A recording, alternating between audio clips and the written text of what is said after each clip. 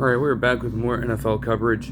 In this one, I'll be covering several different topics. There were some major contract extensions, including record-setting ones for multiple positions.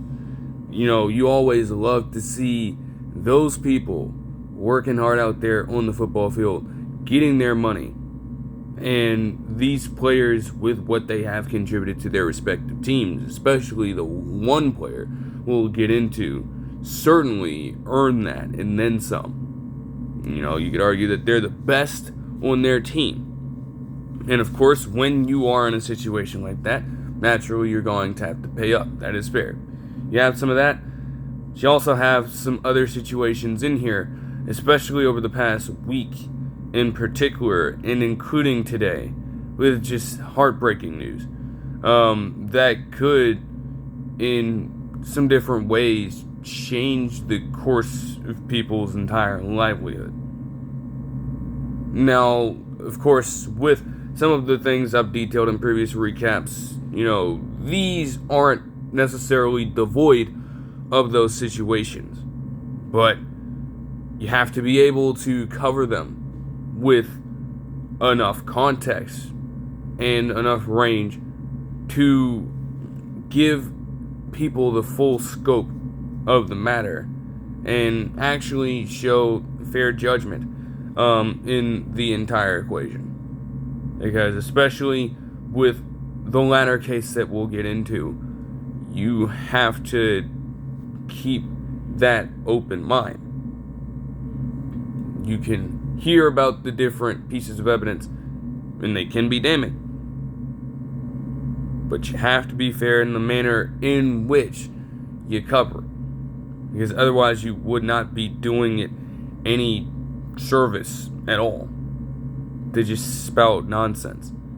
So we'll have to toe that line, and believe me, you will recognize the situations when we get there. But firstly, you have just some general things here to start things out with, a topic that I omitted from in light of the Aldon Smith passing in the last recap. The Chiefs traded Wanya Morris to the Falcons. He was one of their backup offensive linemen, and over the past few years, I don't believe that he's seen much repetition at all with this team. So this was a pretty low leverage deal. It doesn't even look like the Chiefs got anything in return. They just wanted to get him off the team. That sounds incredibly harsh, but you know, you take it into account that, as they're showing here, he's played in 43 games throughout the course of his entire NFL career.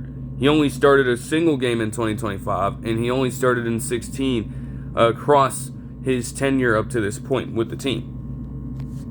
You know, they've offloaded several linemen up to this point, namely Jawan Taylor, in this same offseason. So it isn't a surprise to see them naturally try to clear up some of that room and also create roster spots for other players who can make an immediate impact, and even in backup roles, do more to influence the record the team has in the upcoming season and all of what they try to do on the football field. Morris just did not reach that level for the Chiefs. And so, you know, it's just a high reward situation, low risk move to move on from him entirely. The Falcons, on the other hand, you consider that they also got Jawan Taylor from this same Chiefs team. It's kind of like, all right, man, you know, why do we need to keep stockpiling on the former Chiefs linemen over here, knowing, hey, just because they won all these championships, they'll have that same effect on us? I don't necessarily believe that will be the case. But I do think that for the idea of just having extra bodies on that roster, because you got to think, how many different Falcons players, especially when that offensive line got hurt last season? One, literally, and Caleb McGarry had to retire in this offseason. pretty much due to injuries. So they have been ravaged by them over the last year and some change. And while it isn't necessarily a deal that's going to take them over the top, at the same time, you have to have some form of insurance. At the very least, you would have expected Wanya Morris to come away from that Chiefs organization with something to learn from and build upon in his NFL career. And even if not, just the idea of having extra help. You can never have too many reinforcements, generally.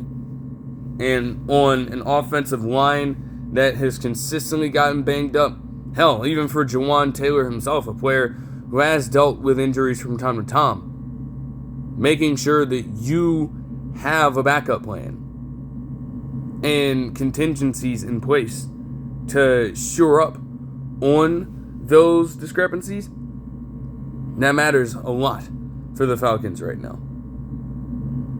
To keep whoever starts at quarterback healthy, to make sure that Bijan Robinson has a clean backfield to work with and operate in, and to make that whole offense function under this new system in Kevin Stefanski's offense.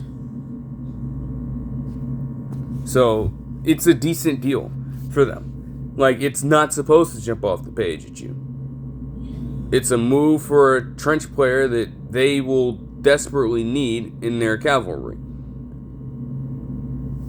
The Jets, on the other hand, would sign Joe Tippmann to a 4-year, $66.4 million contract extension. And I believe, per Adam Schefter and other sources, it was like the highest paying contract for a center in NFL history. You have to give him a lot of credit because, of course, being on this Jets team is one issue, as it already has been documented over the years. To know that the center position is very underappreciated in terms of recognition from all the different forms of media in the sports realm. It's generally not going to get talked about unless, again, you generally are not good at your job. It just so happens that Tippmann has not been only very great for this Jets roster, he's also been available. Since being drafted in 2023, he has played in 50 games, and he started in 48 of those said games, logging 17 full starts in back-to-back years. And that just is value that you cannot replace that. He played in every single offensive snap for the past couple of years. And, he might have had 6 penalties last season, but honestly, the Jets shot themselves in the foot on several different occasions, far outside of anything Tippmann might have committed to. And to be the man literally snapping the ball on each and every single drive, on each and every single play, and only coming up with just 6 penalties on the year, I honestly find that to be a bit impressive. To be that durable, to be that available, and to be that effective, at least understanding that while the pass protection hadn't always been the greatest for the Jets, you at least know that in the middle, even with him facing off against tough defensive tackle opponents, he is more than holding his own, and he individually is protecting the quarterback. Now, it takes a team, and the Jets still have got to figure that out, although they're trying. When you get a guy like Olu Fashanu and also Armand Membo, who have also, Membo especially, started off really well as a rookie. So they're trying to turn it around. But it all runs through Tippmann right now. And, it's just a no-brainer move. You're not expecting a center to get paid that kind of money, but at the same time, considering that he's been able to do that in his first 3 seasons, why they are not wrong at all to extend him for a long period of time. Because the one thing that the Jets seem to be allergic to all the time is stability. And sometimes they will stick with it, but it proves to be a dysfunctional option, and it backfires on them. This is one of the rare times when choosing to go with a potential status quo might end up working out for this New York team. And they aren't wrong to completely trust that, given what Tippmann has showed them through his first few years. So it makes sense. The Jaguars would sign Ross Matiscik to a contract extension that would make him the highest paid long snapper in the league, also per Adam Schefter. And most of these are from his own reporting. You just never really see record-setting highest paid contract next to the long snapper position. But hey, even in 2026, even as we focus more on all of these other offensive positions, even as we focus more on the gadget players from time to time, and you also will occasionally give love to your special teamers, your elite level kickers, your elite level punters and such. All of it begins with the snapper, and then on field goals and other kicks of potential hole. It all begins there. Matiscik, they believe, is one of the best at what he does, simply put. Now, long snapper contracts, even if we can say that this is like record setting, I'm sure it's not anything like particularly wild, because that's just not necessarily the market for a long snapper. In fact, you can argue that when it comes to all the different positions, you could say that long snapper is one of those that doesn't really have a market at all. It's typically regarded as, hey, this guy, even if he is a starter, is probably going to get one of the lower overall contracts we can offer to a player. He still needs to be compensated, but they'll probably settle for more six-figure type deals and things of that nature. You may not have a lot that necessarily end up with a long snapper getting $1 million out of said deal. It just is very rare to see. So to have Matiscik break that trend must have been on account of the Jaguars, once again, believing that he, for at least the next few years, is going to become a mainstay of that organization. And it's not hard to see. He's literally snapping and holding, or snapping and initiating the hold for a guy in... literally, you have Cam Little out here doing what he's doing as a kicker. Like, it ain't hard to see at that point why you'd want everybody associated with that special teams unit to be extended. You got a kicker who can do that regardless of whatever frame he may have on him. You have to invest long term in that. So I can see where the Jags would be coming from with that. And they are not in the wrong at all to take a swing at that. It's not something that always happens, and hell, you may never see it again. But the Jags are saying right here, right now, with the way our special teams is, it is not inherently possible without the help of the man snapping the ball and initiating the plays on that aspect.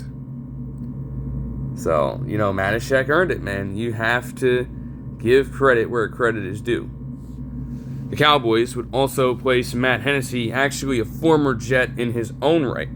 He would be placed on the injured reserve list. Now, the Cowboys signed him on a short-term deal as it was, still, you want to see what you're getting out of a player like that, and you want him to actually be able to prove himself on the field. So to have him miss at least some form of time due to injury, I don't think it ended up being a season ender, but I could be wrong. So I'll have to check back on that. But yeah, just, the Cowboys, they had themselves a decent offensive line when it came to the run, especially. And I think that Hennessy was one of the guys they penciled in as being able to boost that or help them maintain that level of success in this year. You'd hope that they have other offensive linemen in their vault to call up and take over that role responsibly if need be. Because that injury, if it is potentially that damaging, could end up being more important in several ways for Dallas than we may perceive right now. That's just the truth. As for another contract extension, one that would make this lad the highest paid defensive tackle in NFL history, we have Jeffery Simmons III getting a 3-year, $105.8 million deal. No argument from me. No argument from me at all. Every step of the way, throughout his entire career, he has been the Titans' best defender.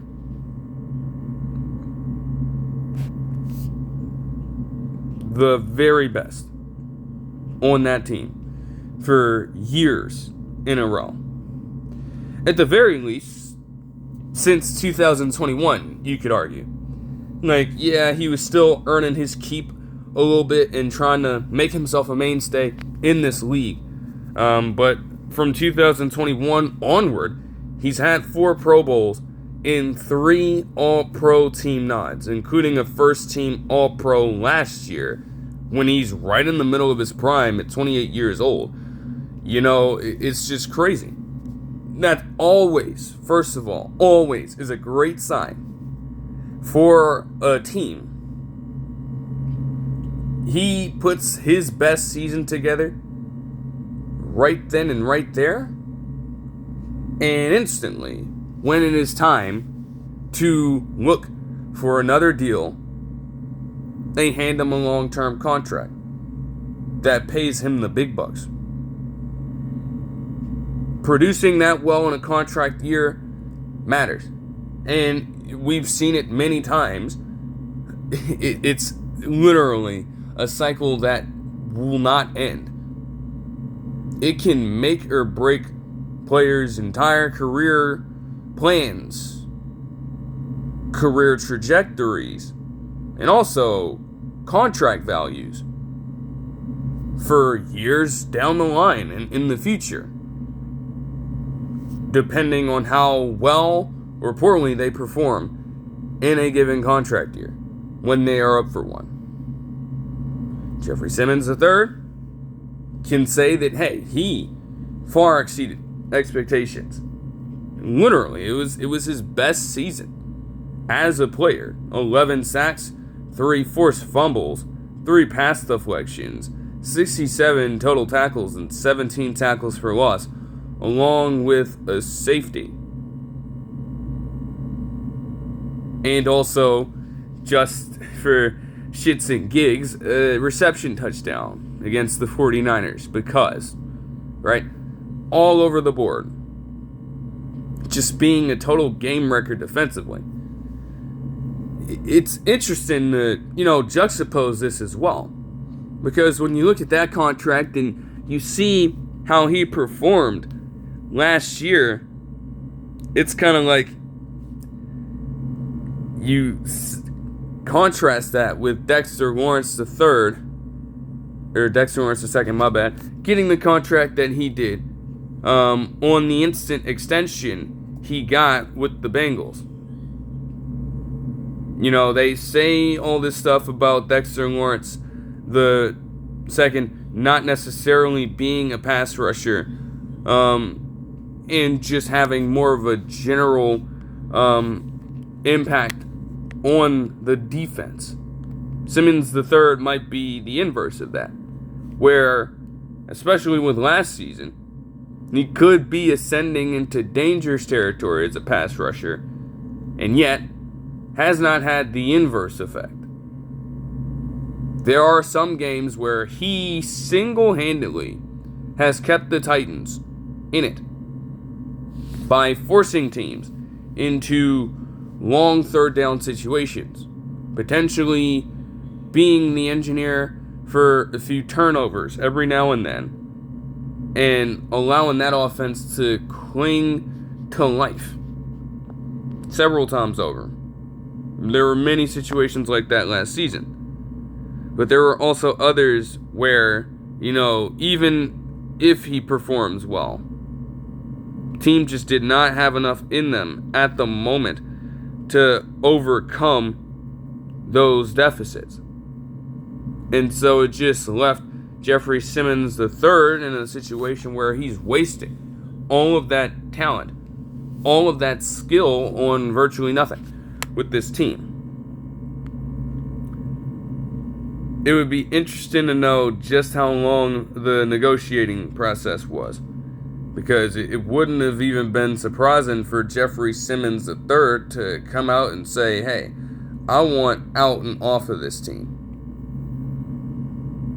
It would have been easy for him. I mean, they themselves understand just how great of a player he is, and yet they have failed to effectively build around him. We've already talked about, you know, the L'Jarius Sneed situation and him being mostly injured during his time with the team. So that went to the wayside. That was one of their bigger swings, admittedly. But over the years, since Jeffery Simmons III has been there, you've had poor cornerback play from guys like Elijah Molden and company. You've tried to sign Quandre Diggs on a second stint earlier in this season. They signed Jamal Adams for a little bit of time. Of course, he was not nearly akin to the player that he once was with the Jets and even the Seahawks in at least the first season in 2020, with the 9.5 sacks to lead that team. Jamal Adams did not give you any glimpse of that. So you've had that poor production. You've had some poor free agency signings over the years as well that have just cost you several years. And all the while, again, it just goes back to you not necessarily doing enough to uplift the talent that is Jeffery Simmons III. If he is able to put together a season like 2025 by virtually his lonesome, if this defense can actually start to work around him and build around him to take some of the burden off, you can only imagine what he'd been able to pull off once that happens. So they need to figure that out over time. But for now, you know, hey, there had to be a massive back and forth. Ultimately, you know, an offer that resets the defensive tackle market to that level is not one that many people would refuse. And you're lying if you outright say that you would. Like, you would at least give a contract like this some thought. And clearly, I think that Jeffery Simmons III sat down, took some time to look over the details and everything, look at his standing on the team, and look at how it has been built through the draft, through a few practices and everything, getting to know a few of the players, and then coming to the conclusion that, hey, you know what, I will return for this team. Now, who am I to say that the Titans will still be able to go far next year? I'm not going to be that rash with it, because they have shown us nothing of the sort, at least since 2021. They simply have not. The 2021-22 season, I should say. They have not shown much promise since then. So it's going to take a lot to rebuild that. And they established with this deal, they want Jeffery Simmons III at the forefront of that, which is a good thing. Considering that, hey, you ask some people, he's not only just your best defensive player, he's the best player, period, on that Tennessee team. And no, this is not, a Madden rating thing. No, this is real talk. You have some players on this Titan squad that are obviously young and are trying to develop. But when it comes to established guys on their roster, there aren't many more outside of Jeffery Simmons III. And even then, he holds all the cards. All of them. So it's a well-deserved deal for him. That is generational wealth for his, next generation and potentially others in adjacent households and, amongst other family members. So that is just a very good thing for Simmons III to get that. It might sound crazy. It might look a little crazy at first, but, you will come to understand. Especially once Jeffery Simmons III, entering his age 29 season, gets back out there. And is still able to perform at such a high level. That would be truly scary. Another lens to it is that, when you look at the spending spree that the Titans had this offseason, you could say that they are at least making an attempt to get some other guys in there around Jeffery Simmons III, which is a promising thing.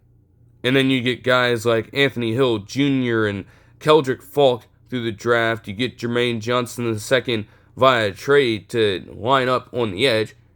And having Jeffery Simmons III be so strong that at times you're going to have to double him. That could open up some other lanes for rushers on the team to operate.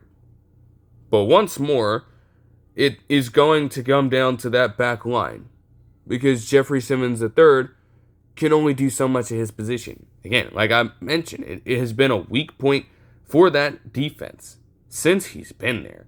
They tried to solve the problem, and it did not go in the way that they planned. And now that they have invested their money in Alontae Taylor, who was dealing with injury but does show promise, and then Cordell Flott, who is not even really regarded as a consistent corner to this point. He was dealing with so much inconsistency in New York that it just became overwhelming for people to deal with. So it is I'm telling you, it's going to be the key.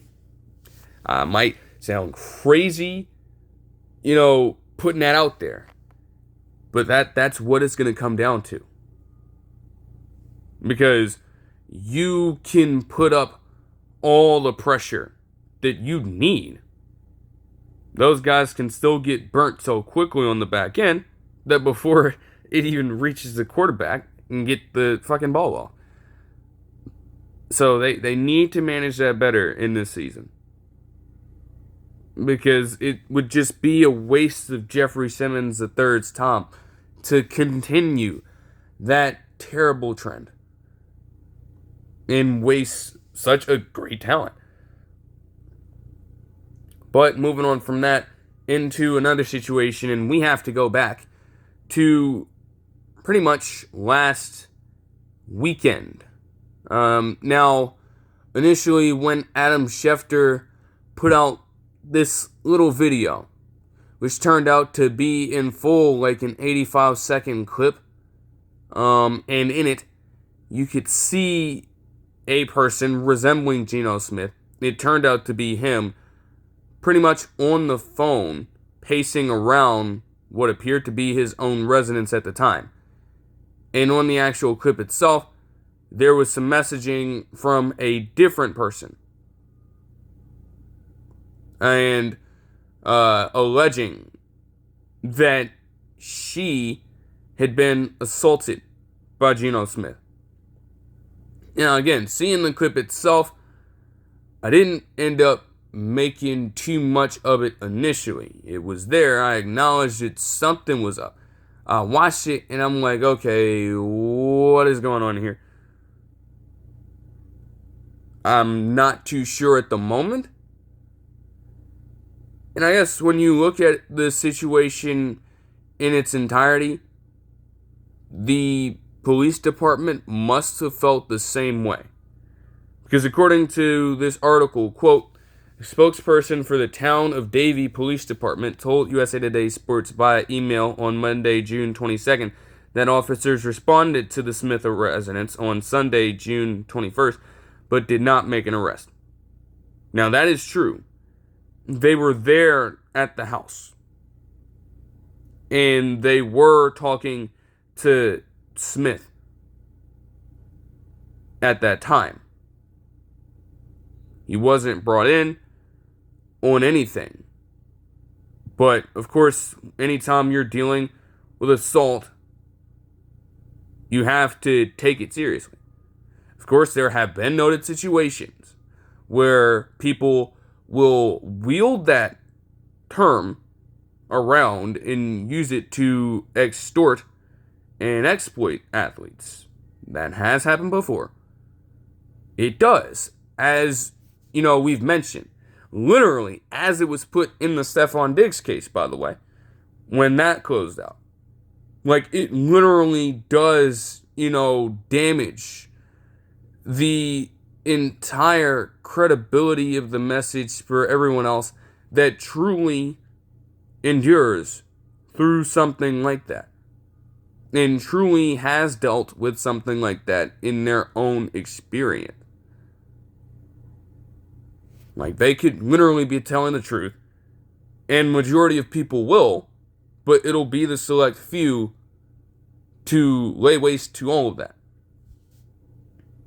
And make it out to seem like everyone who has ever claimed that this has happened to them is just trying to extract something from an athlete. That's not, or a person generally. And that's just a twisted way of thinking. That's not how it is. But in, seeing that is the case, it is worth trying to figure out, hey, what might have been detailed in this particular incident? What happened in this video? Well, as they say here, quote, a woman posted a video on Instagram on Sunday, which would be June 21st, claiming Smith had beat my ass. The 85-second video showed point of view shots of the woman confronting Smith. He was heard on the video telling the woman to stay away from my family while talking on the phone before retreating into his house. Following that, the woman ran in the direction of the street holding her phone up and screaming for help, though no one appeared to be chasing her. That prompted Smith to return to his driveway and tell her to leave my neighborhood. The altercation then continued with the woman approach the 35-year-old after he entered one of the cars parked in his driveway. The video ended with a brief shot of Smith speaking to 3 police officers and a caption reading, "Charges pressed. The authorities did not take anyone into custody as part of their response." End quote. So we have a, completely different message here from at least the person alleged to be a victim, or at the very least the person who made this video, right? just flat out coming out saying that she had been beaten and physically abused in some manner by Geno Smith. Something that we weren't really able to make out in the 85-second clip, because at no point did this happen on camera. If there was a situation, we did not see it in real time. All that we have to go on at this point is that 85-second video where she claims these things while Geno Smith is again trying to get her to essentially move away from his residence, and also saying things like, move away from my neighborhood and things like that. So clearly, whatever the case might have been, whether or not he did do this, he was trying to get her away from there, at least in the context of the video. Now, when it comes to the, running away, even without anyone chasing her, that situation is just really, kind of confusing, admittedly. You can't be too sure about that. If it was real, though, if this was actually an assault, like this is being claimed, as drastic as it might seem at the same time, there could be a feeling of duress on the part of this woman. And so from that standpoint, you would be trying to look for several avenues out there. Now, if no one is chasing her again, do with that information what you will. But, generally speaking, you're going to try to bail out as fast as you possibly can if you do fear that something like this could occur once more. And then, as we mentioned, the Theory police officers were there. Now, even with all of that information in mind, even with her saying that this was the case, that he allegedly put hands on her, that he allegedly, in ways on the video with this chase, was trying to potentially commit to the action again, and then also entering one of his cars as well. Maybe he himself was trying to either leave the scene or move away from all the noise, seeing as he was on a phone call.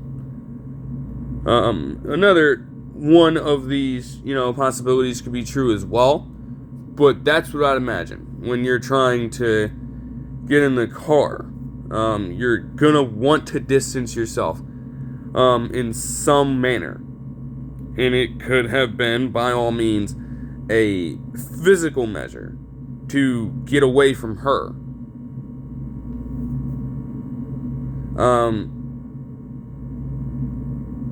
Still, though, even with all that in mind, the context just doesn't seem to be all there right now. Even when you look at the screenshot from one of the woman's stories, actually.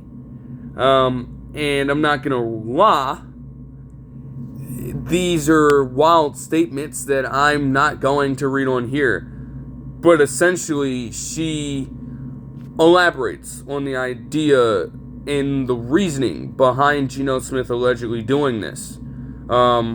Allegedly, per this story, it was because he is not taking care of his child, who happens to be a special needs child, and also just doing other random activities of very adult-like fashions. Between watching,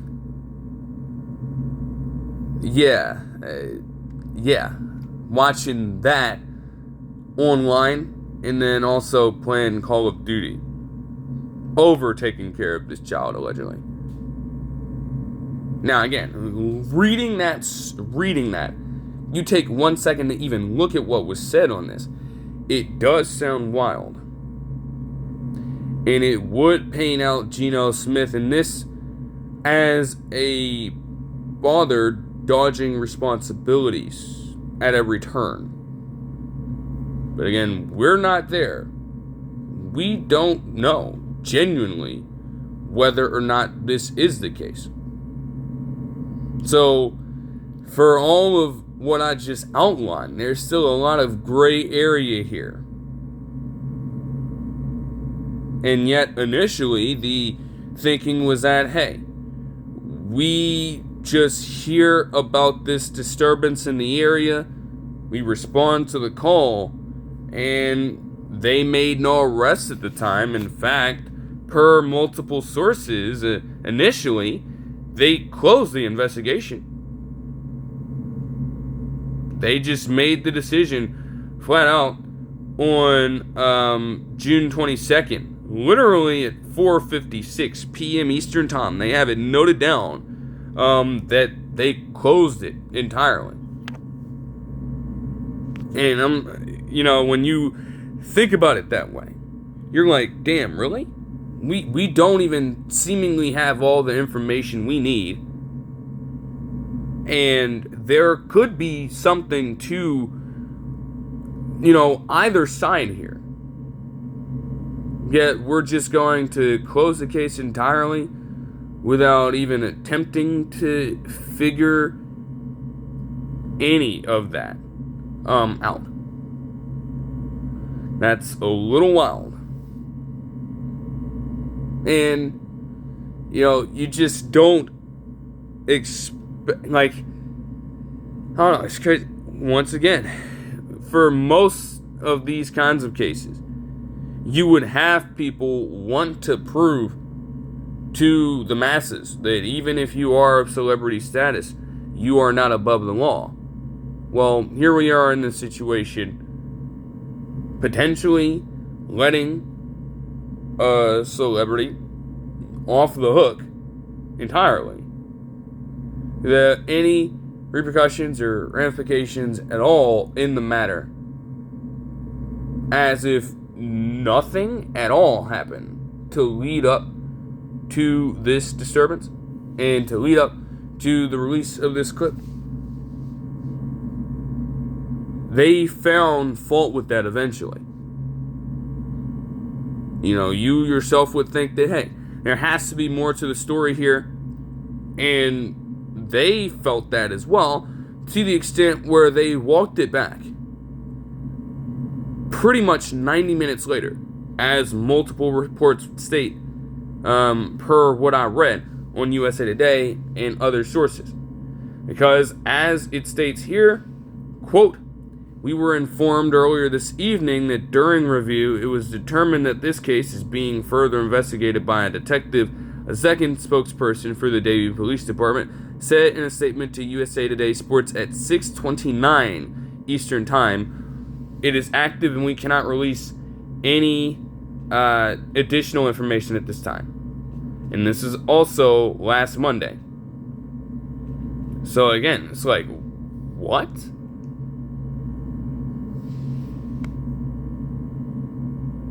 What a turn of events instantly. We go from saying, hey, this case is completely shut down, there's no lead, there's nothing of any relevancy to gain or to acquire in terms of information, in terms of evidence for this case to continue. And then 90 minutes later saying, actually, on second thought, we will look into it. Because there's got to be more here. Something is not completely adding up. And we have a person on it to try to get to the bottom of the situation. Just like that. So, even to this point right now, that is as far as we're at when it comes to this specific case. Again, there's still a lot of gray area in it. We mainly have the clip still, and also the fact that, in other parts of the caption, the same woman was mentioning that when he was in the car, he was apparently throwing her purses out and stealing money from the car. Now, again, we don't know how true that is, but hey, you have to give, I guess not even full credit, because they initially denied any sort of further access or further search into this case at all. Then decided, just a few, an hour and a half literally later, to look into it a little more. But we at least do have an investigation now to get to some form of a bottom line in this entire equation. And, that does matter. We don't have any particular, dates to frame out a timeline here either. But I'm sure that there will be more updates to come from this. And I'll do my best to look into them as they come out. Because this is not a done deal at all. Even to the point where, hey, they had to say themselves that this is far from a done deal. So that's how you know. That is exactly how you know, man. But alright. Moving on from that case into another player getting reimbursed handily. Because if you remember, earlier in the offseason, for one of the earlier moves, quite frankly, Kyle Pitts Sr. was given a $15 million franchise tag. And as it stood, that is how he was going to enter the 2026 NFL season, as yet another player on the franchise tag. And granted, when he initially got on there, you couldn't necessarily blame the Falcons for it. You're thinking long term about getting Kirk Cousins' money off your books, about potentially re-signing Bijan Robinson, re-signing Drake London, which they ended up doing. And I think that once all those things started to come through, the mindset of focusing on Kyle Pitts Sr. a little more, it opened up for them, and it kind of cleared out for everything that they were able to do next. Now, Kyle Pitts Sr., granted, has had a very intriguing NFL career up to this point. I mean, to see that he was drafted as the 4th overall pick in 2020, you would, or 2021 rather, you wouldn't even really expect him to warrant that much attention for a contract. Depending on the people you ask, right?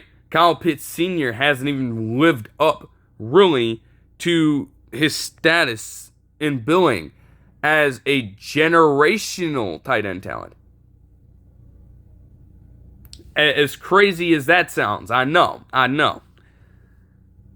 That is just a mark on pretty much the quarterback play he's had over this entire time. I mean, it has literally fluctuated year after year after year. From Matt Ryan to Kirk Cousins to Michael Penix Jr., just a rotating cast of quarterbacks over the past few years, quite frankly. Desmond Ridder even. And especially in those seasons, you could tell where there was a drop-off. Yes, with a player like that, coming out as a 6'6" tight end who could run as fast, who could jump as high as he did in that combine, you probably would expect a little more out of Kyle Pitts.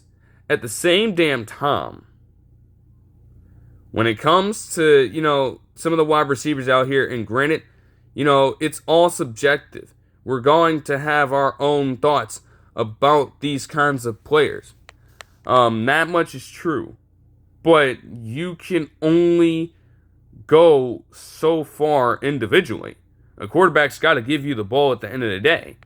And again, you're dealing with all those quarterbacks. You're also dealing with Marcus Mariota for some time over this run as a player for this team as well. It's like you can only do so much. They've got to throw the ball in your direction. And when they have, it has gone well for Kyle Pitts Sr. Look no further than his rookie season and his 2025 year. It's literally a bookend. The two most productive years in his career happen to be when he had some form of, consistency at the quarterback position. In 2021, he had by far his most productive receiving season in terms of yards. And in 2025, simply because as a safety valve option, giving receptions to guys like him and B. John Robinson proved to be the most valuable asset for any quarterback who lined up in that backfield. He had a career high in targets. He had a career high in receptions, had his second most receiving yards overall, and had a career high in touchdowns with 5. In fact, each and every single season, as weird as it is, he has seen his touchdown numbers increase, literally 1, 2, 3, 4, and then 5 last year. It's a very freaky trend. So, again, you have to find that balance. Like, yes, they've got to get you the ball, and you probably want to see him get into the end zone way more, especially considering some of the other tight ends who have just recently come into the NFL being able to score at a much higher rate. It does pose a lot of questions for Kyle Pitts Sr., but, bruh, if last year showed you anything, working with two quarterbacks, it's that he is an elite player at his position in this league. Now, he may not be considered the best tight end. That doesn't make him a flat-out bust at the 4th overall pick, just because of, the talent that is in the league now, and because of the lack of talent in that quarterback room, as he's going to have to go through even more change with Tagovailoa being there and still potentially not being a starter depending on who wins that quarterback battle. Both of them, whether it be Penix Jr., whether it be Tagovailoa, both lefties, they're going to be looking in his direction a lot just to get quick passes off. So, regardless of what people want to say about Kyle Pitts Sr. in his first 5 years as a player, at the same time, it's not like it is a totally bad thing for him to be in this position right now. He's produced at an elite level, and he is one of the core weapons that this Falcons team has. It makes them an incredibly dangerous unit. When you have a tight end like that, when you have a running back like that, and you have a wide receiver like that, who they just paid, now that they had the room a little bit to make it happen, they figured, hey, we may as well do everything in our power to try to keep all of these guys together. And with them signing Kyle Pitts to a 3-year, $54 million contract extension per Adam Schefter, they do exactly that. Like, he has went through a lot as a player with this team. And he has still found ways to somewhat take a step forward in each and every single season, even if the numbers do not show it.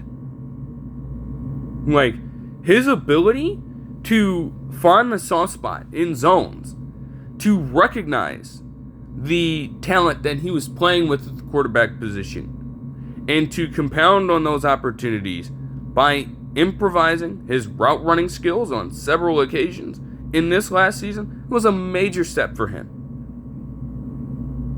Even if the numbers do not inherently tell you that he is getting any better or any worse, the skill set he's putting on display is taking leaps and bounds. And it could be starting to pay off for him. If last season is any valuable point of reference to use.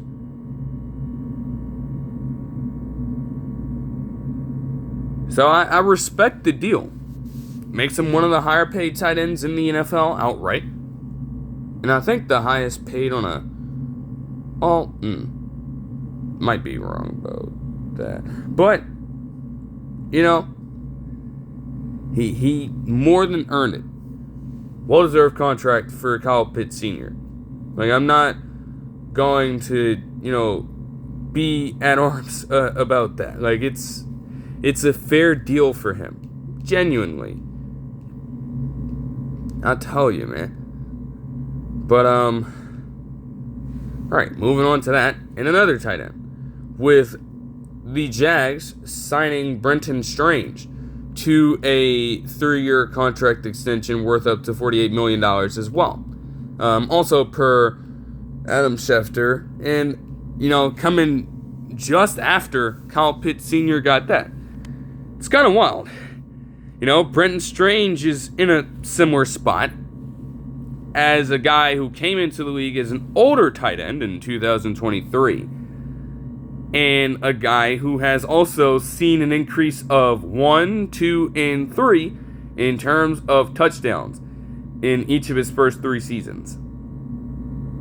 It was interesting because, previously the Jaguars had the system with Evan Engram. And you can tell in 2023 he did not play. 9 targets and 5 receptions rather are not anything to write home about for a tight end who is looking to be utilized as a possession threat or a downfield threat. Blockers are a different story because you're not expecting them to catch the ball all the time. Brenton Strange genuinely didn't get the reps in a season that was Evan Ingram's best, essentially. Like, that was the peak of his football career. Ingram was the unquestioned number 1 in that system. He just was not going to see a lot of playing time. That much is fair. But as Ingram started to see a lot of that inconsistency flare up again, they started to trust Brenton Strange more and more and a little more, and then you get what happened last season with a career high of 540 yards, 3 touchdowns, and 46 receptions on 60 targets. Even if that doesn't jump off the page at you, they believe that Brenton Strange can do it all from his position, which is saying a lot compared to that of Evan Engram, who was mainly known for his speed. Of course, his ability to actually rein in the passes is still something that he has an issue with even to this day, even at his age right now. Meanwhile, Brenton Strange, at least when it's in his vicinity, you know that there's a higher probability of him being able to bring it down. He can throw you some good blocks in the pass, and he knows how to make himself available as well. All good tools to have as a tight end. Like, it's not like they all have to be built the same. He doesn't need to be able to stretch the field being one of the fastest tight ends in the league. No. You just go with the more simplistic options here. Taking what the defense gives you and giving your quarterback an outlet. Like, genuinely. Trevor Lawrence has started to trust him to make those key plays. in late game scenarios. And that holds a lot more value than any contract extension will be able to relay. That holds far more weight for me. So from that standpoint, again, it's hard to see why Brenton Strange would not come to terms on some form of a deal. Why wouldn't he be able to? Given that, it's like, come on, what are we doing?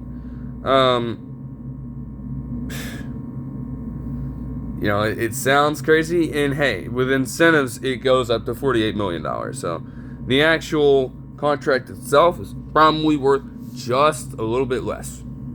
He may have to qualify for an award or reach a certain amount of yards.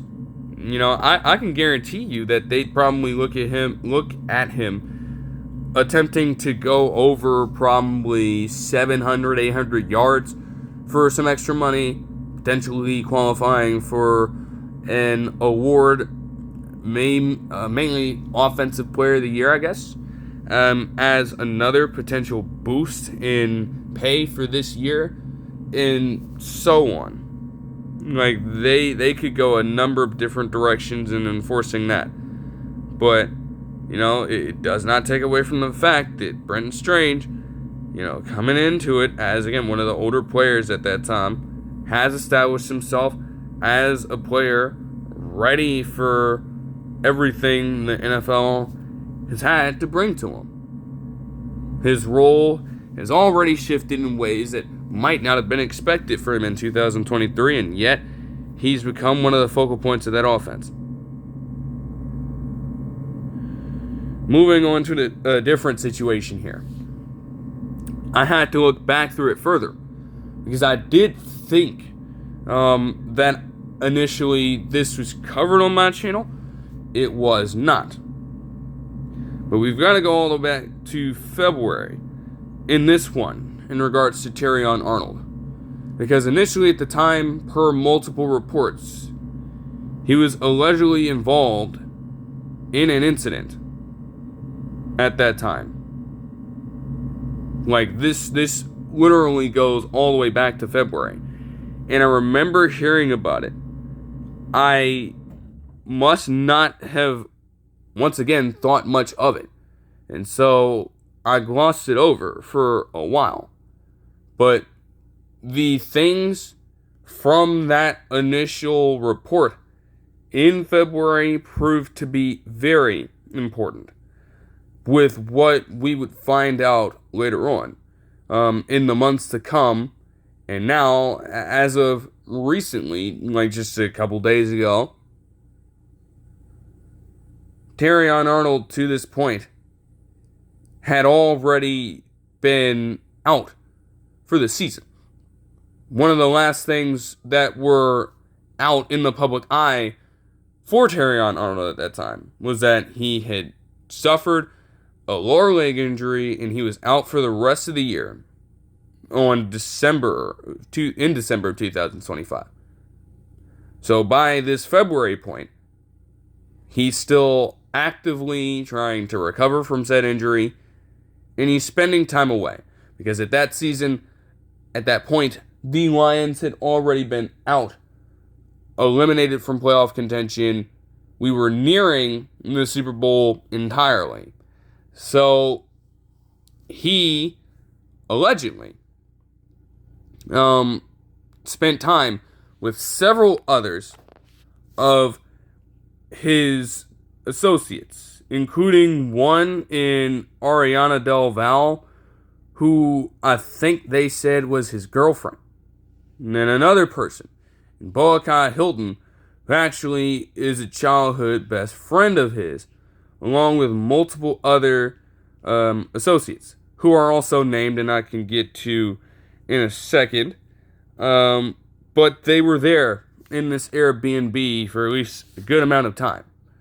And around early February, pretty much February 1st, allegedly, property of theirs had been stolen. As it states on ESPN and per other sources, even to the point where the actual Tampa government released a presser on it. But as it states, quote, according to the police investigation, the incident began after personal property belonging to Arnold and others was stolen on February 1st from an Airbnb that Arnold rented in Largo, Florida, and periodically stayed at with the 6 co-defendants, Ariana Del Val, Jasmine Randazzo, Lindell Hudson, Christian Williams, Boakai Hilton, and Freddie Lee Hughes III, and other friends. Now, in that context, you are just perplexed at what you might have witnessed.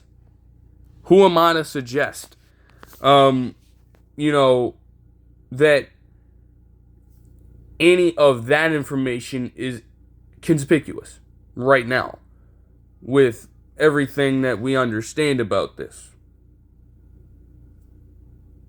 This did happen.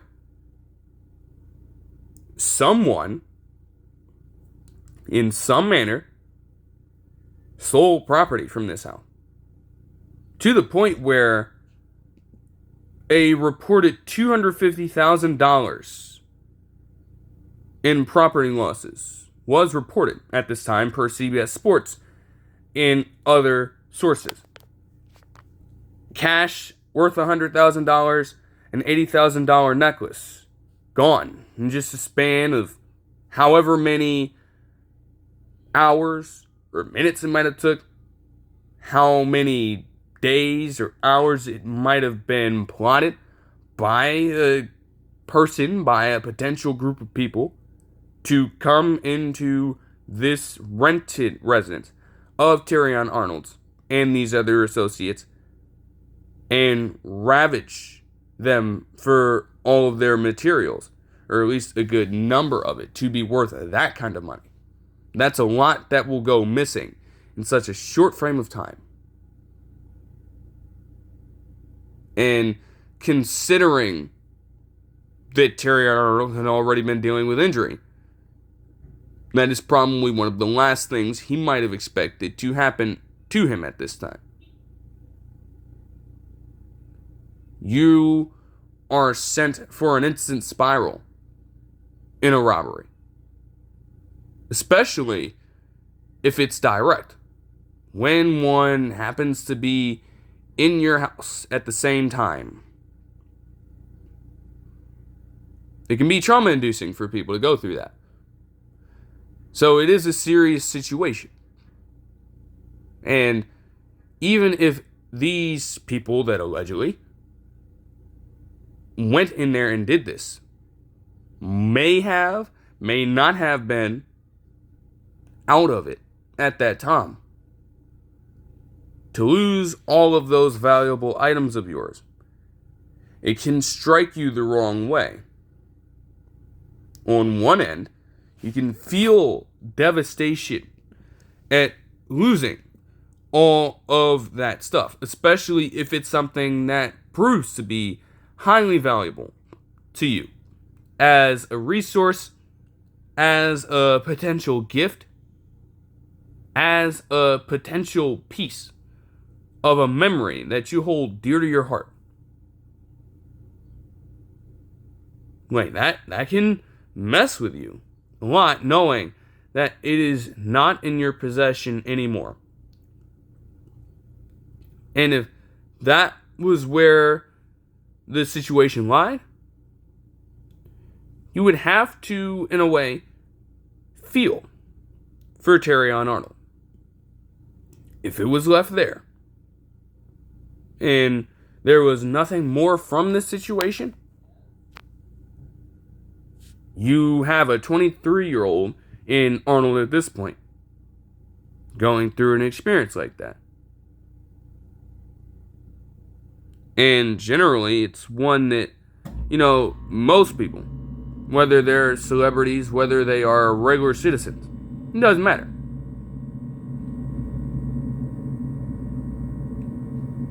Some people just want to target others in that way. and inflict that kind of pressure, pain, and other negative types of sentiments on them. Others might just do it randomly. And no matter which boat Arnold might have fell in for this, he had this stuff taken away from him. So you're thinking. Who could have done this? Where are my belongings? And where are these people at? And this is where the other side of the story kicks in.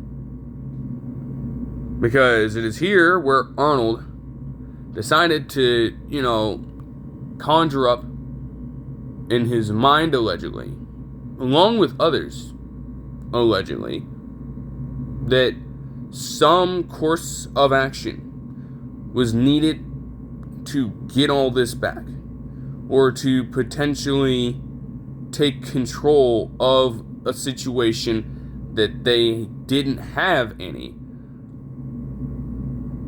of. Like, once you see that this stuff is just going on, you literally have no way of knowing what to think, what to do, and that can be an uncomfortable place to be in.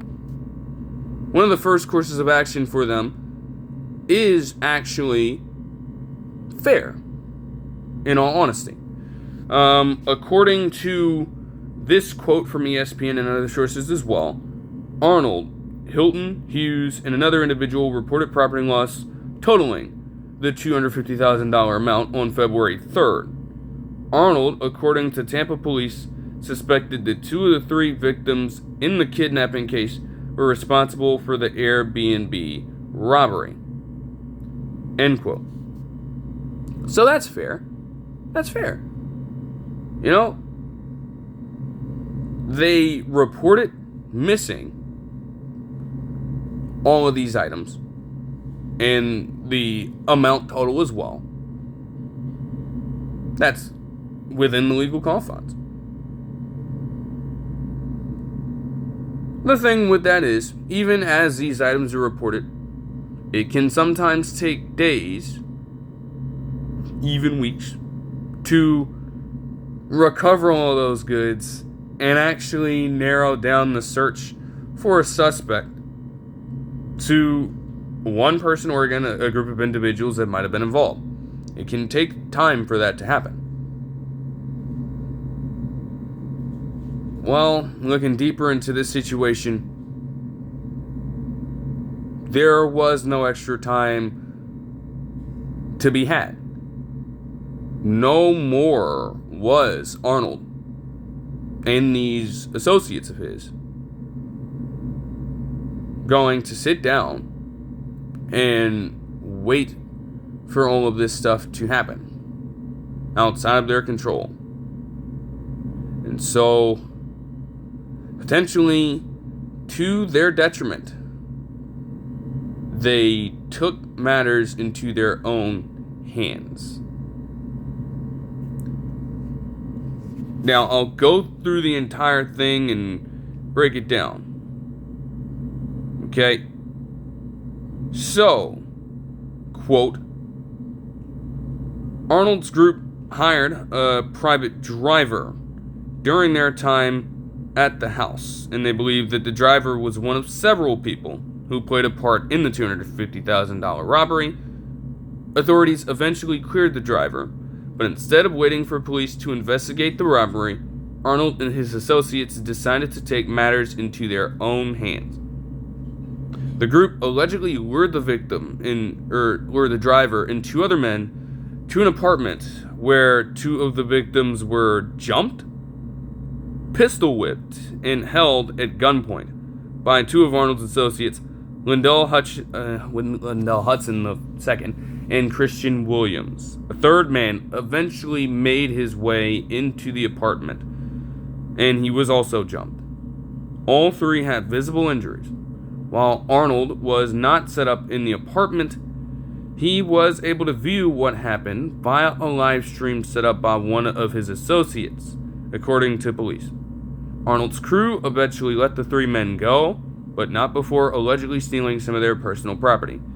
The 3 victims eventually went to the police, and after investigating, authorities in Florida ended up arresting a total of 7 people, with Arnold being the most recent. End quote. I'll cap it there. All the time in the films, we see instances of people deciding that rather to wait around for a law and a justice system that can admittedly sometimes fall short, that can admittedly be corrupt, rather than rely solely on that, they will take matters into their own hands. And although those things can be dramatized, more often than not, they lead to the situation becoming far worse with a much greater impact than anyone might have anticipated, in the event that the course was maintained strictly in the legal process. And you get the same thing here with Arnold, where, as they say in this ESPN article and other sources as well, this entire situation that I just read was planned just hours later, after they had reported the items missing on February 3rd. Hours later, at some point in the next day, this is all carried out. And you just have to, for further context as well, was mentioned that Hilton and Arnold, in ways, were thought to be the main conspirators here. Arnold primarily, and Hilton also, along with Arnold, on the live stream, directing the likes of Del Val, Rondazzo, and others, while these 3 victims were in the house. Because at that point, those people were there to lure the victims in, right? Keep them engaged in whatever manner it might have taken. And you can only imagine the tactics that they might have used to bait them to stay at the house. I'm not going to suspect that here or assume anything. Use your imagination. But all of this is going down, and eventually, again, putting these victims through all of that,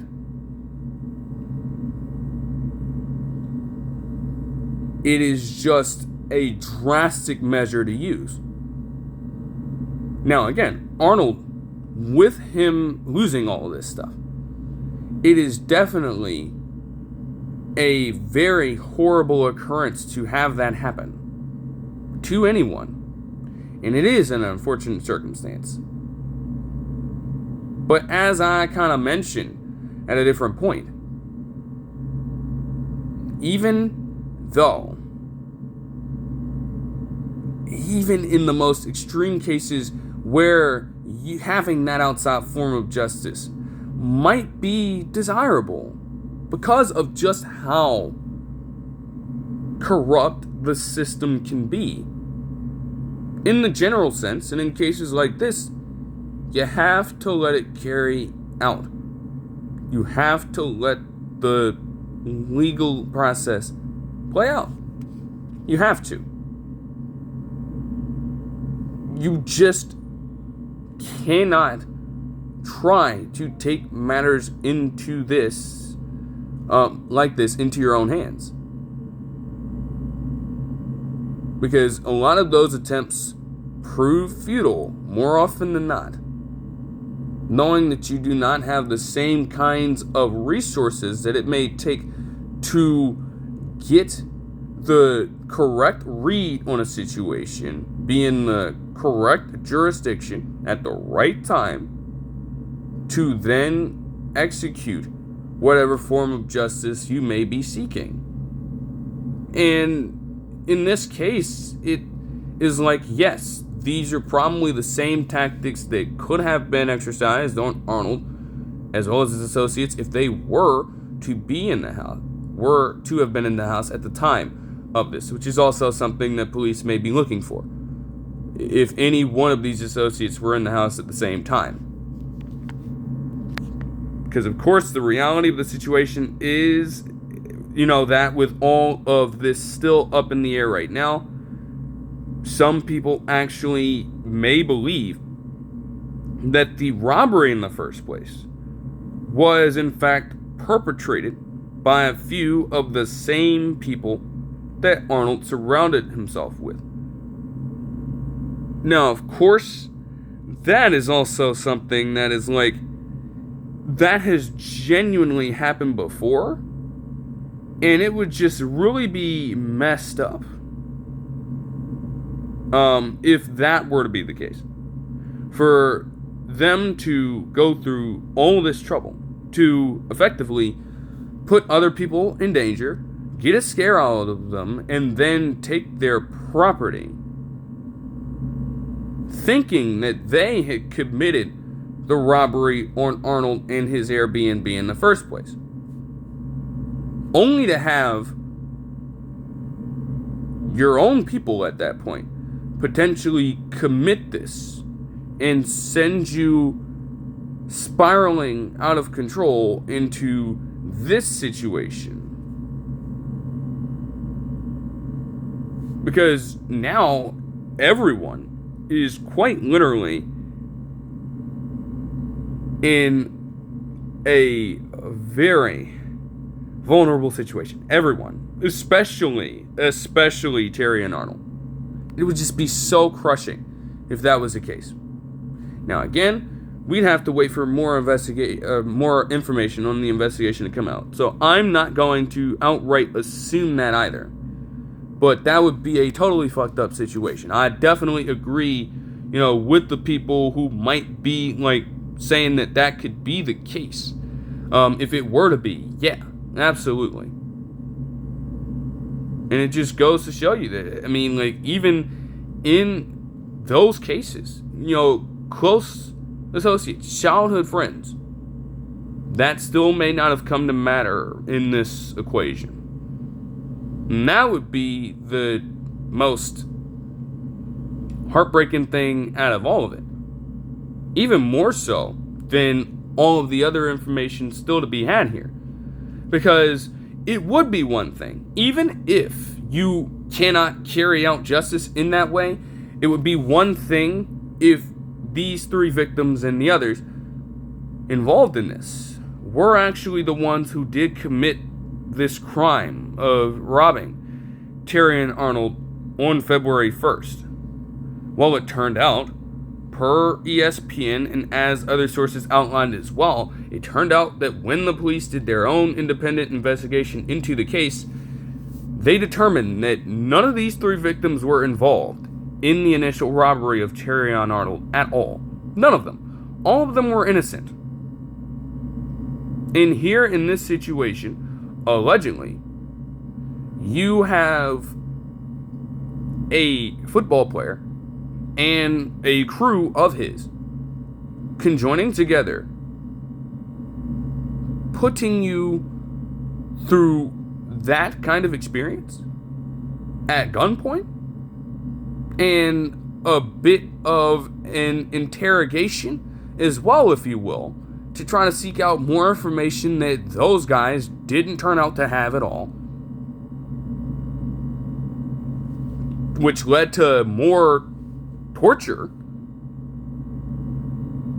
and then being left in devoid of all their goods. Genuinely had no connection with the situation at all, and they were left to deal with that.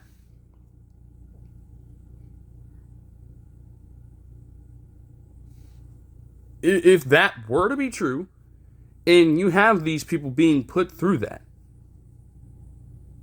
how could those guys trust really frequenting, these kinds of places ever again? Would just generally being able to get around on a daily basis as a common citizen ever be the same for them? Knowing that just as easily as they might have been able to potentially, book a vacation spot of their own, they could be lured into one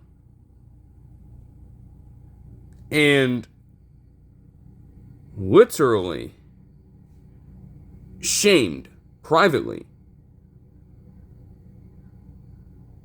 for no reason, just off of a hunch that Terrion Arnold might have had. Again, the emotions of being robbed are real, but the rationale, the thought process, the discretion that he used in this might have been poor, considering that, again, none of those guys were proven to be involved in the matter. And that is something that I would think about this when, looking at this investigation even more in time. Those three victims might not have even known each other. There could be a strong possibility that that is the case. Now, again, generally, you're going to have some form of connection. You have to have some form of trust.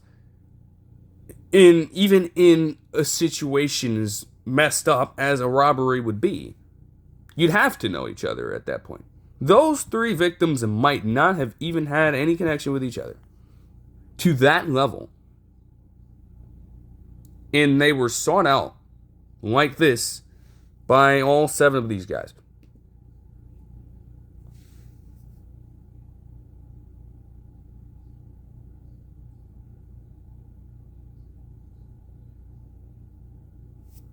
So, again, they did one part right. They reported it to the department and then proceeded to hours later, without even really allowing the legal process to take place. Yes, I acknowledge that it can take days and it can take weeks.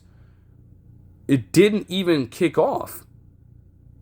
It had just been mere hours after they filed the report before they decided that they would bypass all of it and carry it out themselves. So we can't even use that argument as well. It's not like the process completely let them down and they decided that against all odds they would find a way by any means necessary to recover the money, to recover the items, and to get back at these people for what they allegedly did. They didn't allow any time to pass, and they didn't even seem to have correct knowledge of the people who did it. Or, at the same time, again, if we're taking, and again, I'm not going to assume that, if it were to be relayed that his associates were actually a factor in the initial robbery of the Airbnb that they were all in, to tip this whole thing off, you'd have to imagine that you'd pick up on a random lead to throw the scent completely off of your trail, which again would still be even more fucked up. But again, you let no time pass whatsoever, and they just immediately go after it, and as a result, they are all facing big charges. All of them. They are leaving no stone unturned in this case. No stone unturned. Per CBS Sports and multiple articles, Hudson, Williams, Delval, Rondazzo, Hilton, and Hughes III are all facing at least 6 felony charges. Arnold is facing 8 charges because police believe that he was a primary conspirator. Authorities found that Arnold and his associates had a group chat going with the Lions cornerback, and Hilton apparently directing the rest of the group. And the charges for Terrion Arnold consist of, I believe, 4 armed robbery charges and 4 conspiracy or kidnapping charges. 4 counts of kidnapping and 4 counts of armed robbery. And all of them, all 8 of them, total max sentences of life in prison. So, yet another situation in the last couple of weeks where an incident of this magnitude could potentially cost an NFL player life as they once knew it. And in all of these situations, generally, it's like every time it is controllable. Potentially, like all of them, for the most part. You have some form of control here that you could initiate to not commit to these actions at all. Like, not even to contrast at all. That's just generally like a good rule of practice. If people would actually use common sense more, it would help out a ton. Some people cannot help themselves. That is what it is. In a case like this, when you literally, the day before, hours before, initiate the start of the legal process in a proper manner, you effectively handed it over to them. And rather than let them do their jobs, something within you still compelled you to set all of this up. Arnold eventually, allegedly, as they state per all these documents, got to the house later, and you were on a live stream facilitating all of these directions out to keep them there and make sure that it was most certainly an experience they would never forget for all the wrong and horrifying reasons.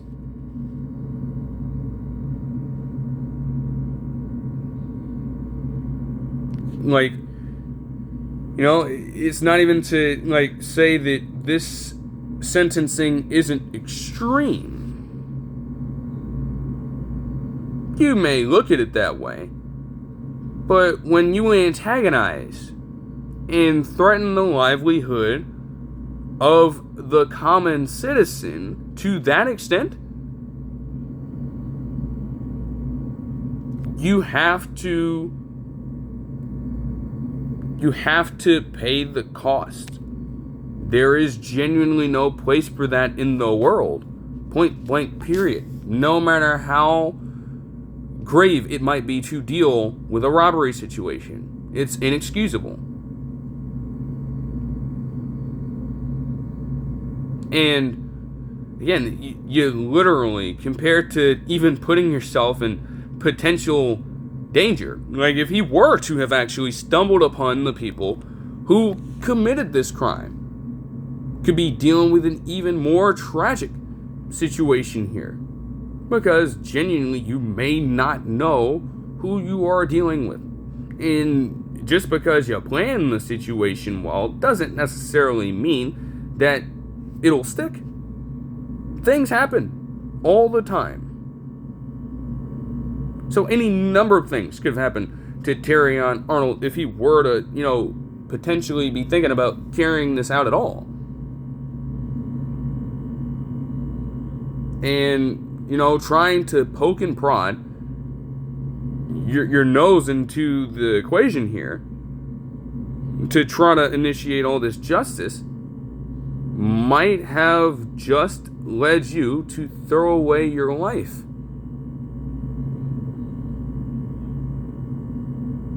Like, a lot of the evidence from this February Tom still stands.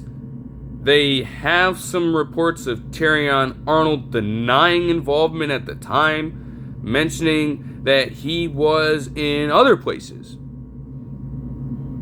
around this February 4th date, which would still contradict the idea of you being on a live stream that they may legitimately have access to play back in a court setting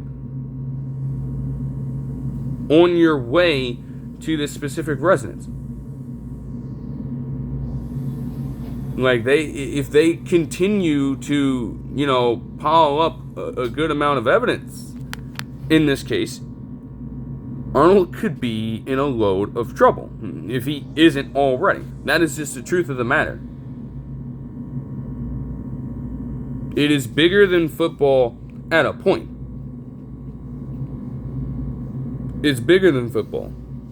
Some of these articles are also mentioning that, hey, Arnold himself, dealing with this injury, not having the greatest production of, the first round picks, even from that year's draft, he may already be on the fringe, and this potentially could have been a season for him to, at the very least, prove his worth and earn his keep with a team once again. Like I said, more than likely, during this recovery time, he is trying to prepare himself in some manner for getting back out there after losing the season due to injury.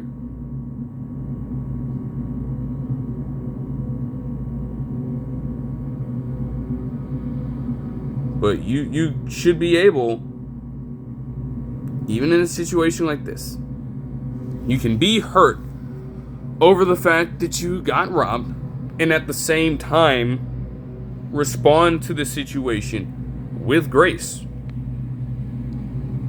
At the same time. It's not impossible.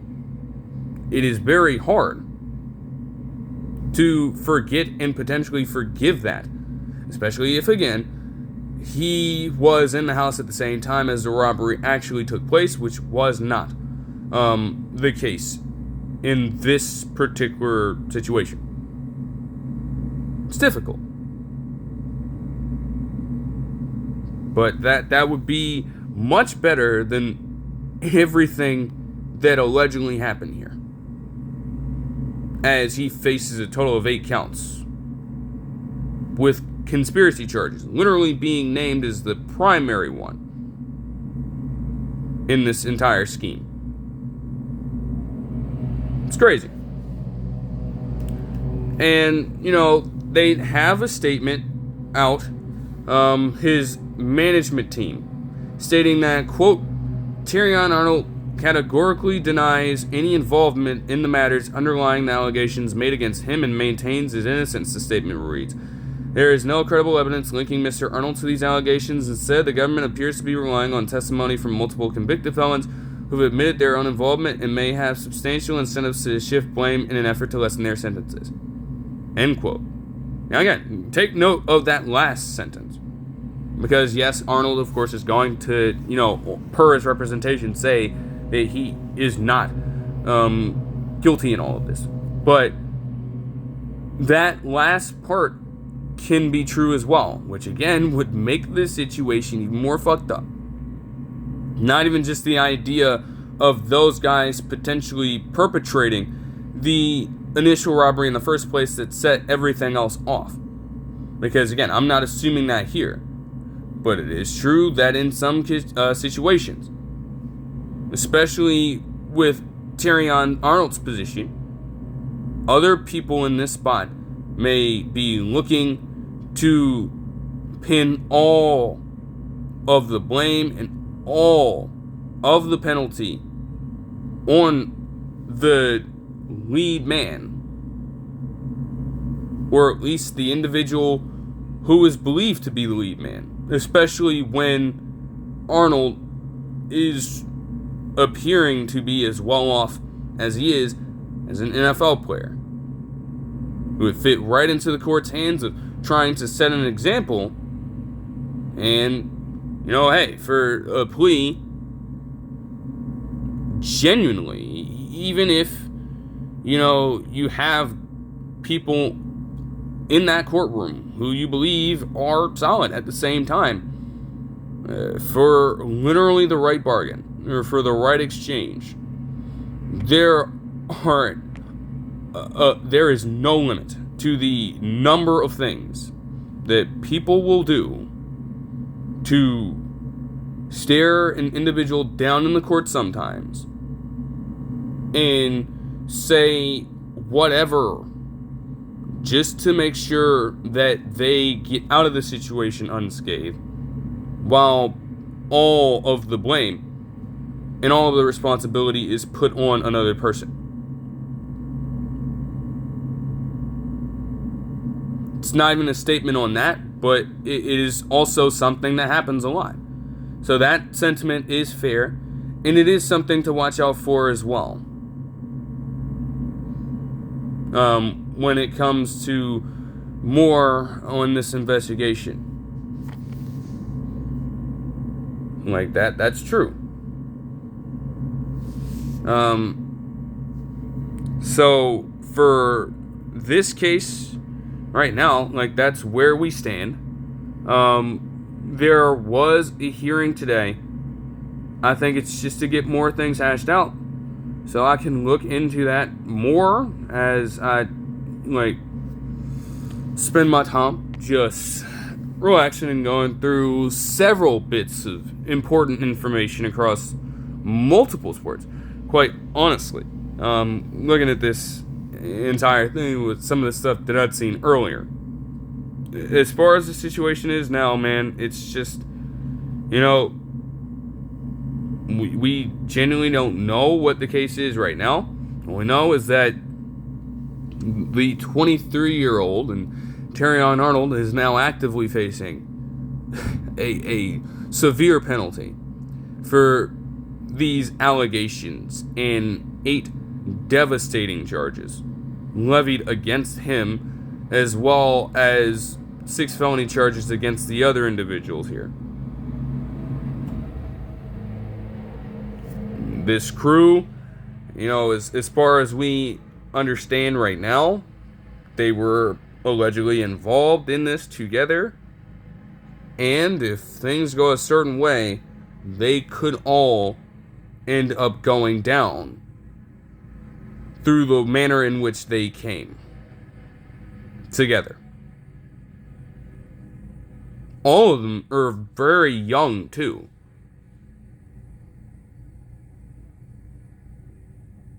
It's just again, I'll cap it off with this, man. You just have to be careful when you get into that territory. Because, man, the idea of vengeance can force you to do some things that are irreversible. Truly. Things that you may come to regret in time, things that you may not have even expected out of yourself as a person. When you are so strong in your conviction that you will try to right the wrong and force the hand of an individual who you believe might have wronged you, it can put you down a pretty dark road. And I would hope that this is not what ended up happening here. I would hope that this is not how this situation is defined for all of these parties. But from all these details, that is how it is looking right now. And it does not paint a great picture for anybody involved. That's just the truth of the matter. And then, for some news earlier today, and admittedly news that I will also have to look through even further because, this came on an interview from Good Morning America. Adam Schefter reported on it. Many other sources reported on it. But it's also very fresh in time.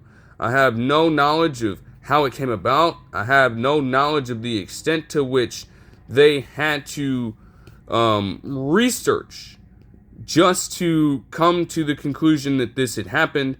And I'm not sure, quite frankly, how long he had been dealing with this, because it had been a while since he'd even been in the spotlight nationally, at least from what I'd been seeing over the past year and some change. So to look at the report from Adam Schefter earlier, to see bits and pieces of photos of this player looking drastically different compared to what he once was in the NFL, and then even, shortly after his retirement. It was crushing, to say the least. And, correlating it like that at that time, it's tragic,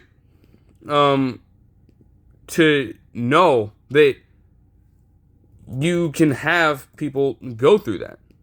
I mean, you literally... It's crazy, man. Earlier this morning, it was reported that Chris Johnson, the former running back for the Titans and Cardinals, as well as a couple other teams in his NFL career, he had been formally diagnosed with ALS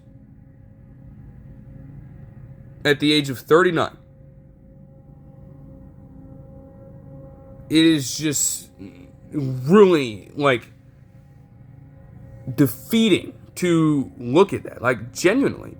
You see the imagery. I didn't even have to watch the entire interview itself. And, granted, that would help for more context as well. Even more so than me, reading these articles, right? Getting the information from the source itself. That would make a lot more sense. But even just seeing him and his wife as well, who I commend, by the way, for still sticking by his side through all of that. Because even with this being reported now, again, as I would have to imagine and potentially search for, the diagnosis itself probably came far earlier than this. And of course, when you're hearing that, Chris Johnson is trying to encounter this situation. That is not an easy thing to admit. He could have possibly kept this under wraps for a long time. And I mean a long time.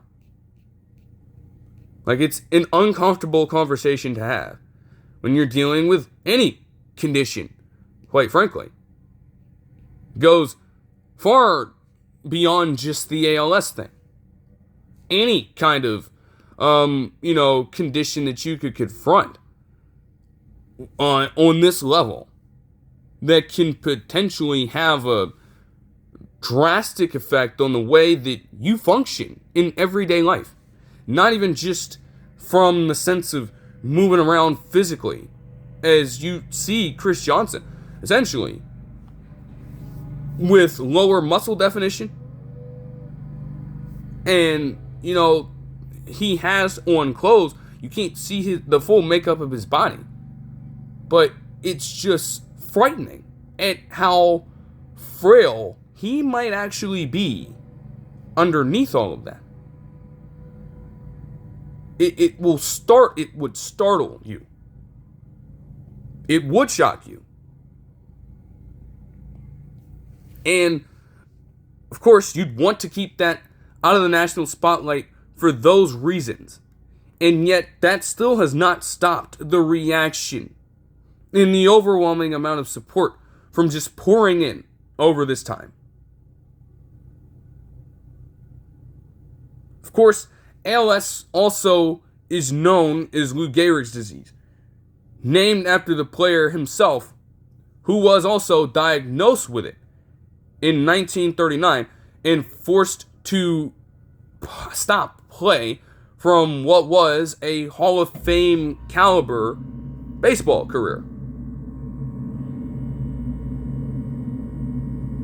Of course, he succumbed to the disease at the age of 37 and was posthumously recognized in several different manners, especially for being an early advocate of the condition that he is now named after in some colloquial manners.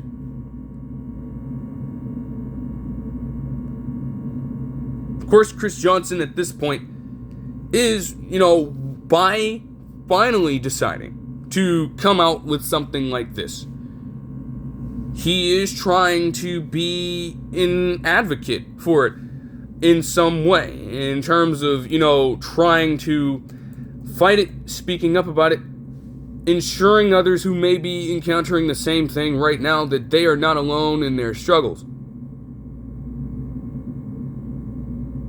That if he himself, regardless of his status as a former NFL player, can be, dealing with that, it can happen to anyone. It's not impervious to that. It can happen to anyone. And, those people, regardless of who they may be, have somewhere to turn. That is the idea that one should take away from something like this. I'm no medical expert. I have no way of understanding just how common or rare it is. However, covering the league, it is not the first time that an individual has dealt with ALS in this sport.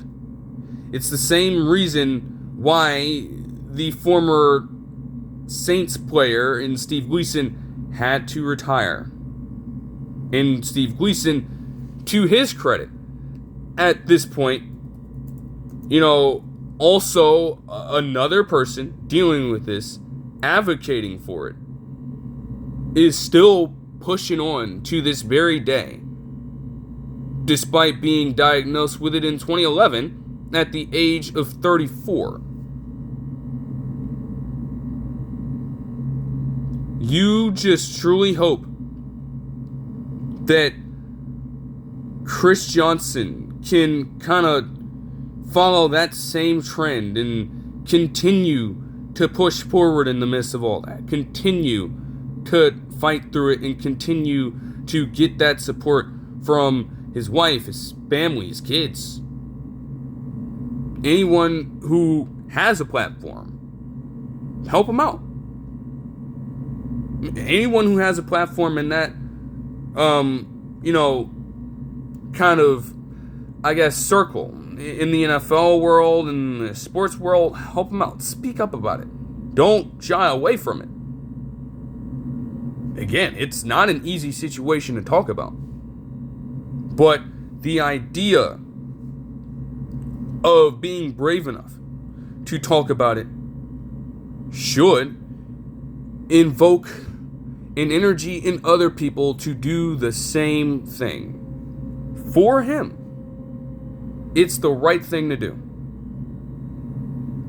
And it is one of the only things that can be done At least at this time. You know, like, it is like something that I don't believe there is a cure for.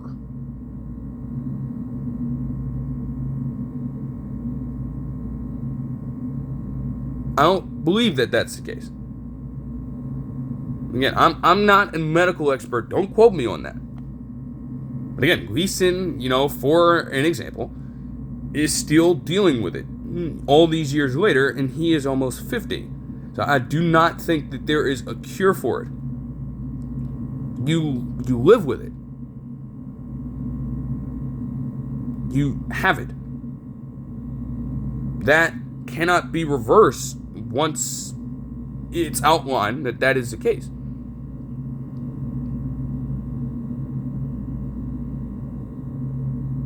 As soul-crushing as that is. Yet another situation that is bigger than football entirely is, again, advocating for that and making sure that Chris Johnson, at this point, as well as others who may be confronting Lou Gehrig's disease or getting the care that they deserve, matters a whole lot more right now. It starts with that interview. It starts with the idea of relaying that message, that diagnosis, when he might have already had it. Just holding on to that information out of fear, out of worry at the potential blowback that he could get from the public eye coming out with that information. And again, that mostly has not happened. Thank goodness. Now it's about continuing to take it a step further. And so, with that, that'll do it for this one. Peace.